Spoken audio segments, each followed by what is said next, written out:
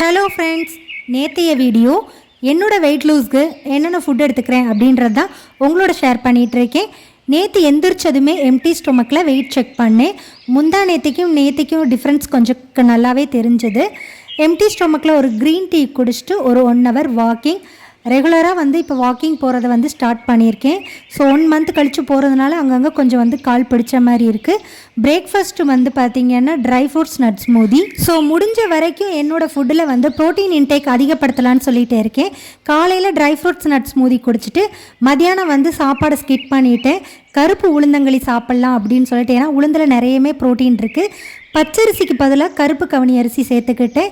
So 1 tumbler கருப்பு உளுந்துன்னா 1/4 tumbler கருப்பு கவனி அரிசி, கொஞ்சம் போல் வெந்தயம் நல்லா வறுத்துட்டு ஆற வச்சு பவுட்ரு பண்ணிவிட்டு 1க்கு 3ன்ற அளவில் தண்ணி சேர்த்து ஒரு 2 டேபிள் ஸ்பூன் இந்த பவுடரை சேர்த்து நல்லா ஒன்று போல் கட்டி இல்லாமல் கரைச்சதுக்கு அப்புறம் தான் அடுப்பை நம்ம ஆன் பண்ணணும்.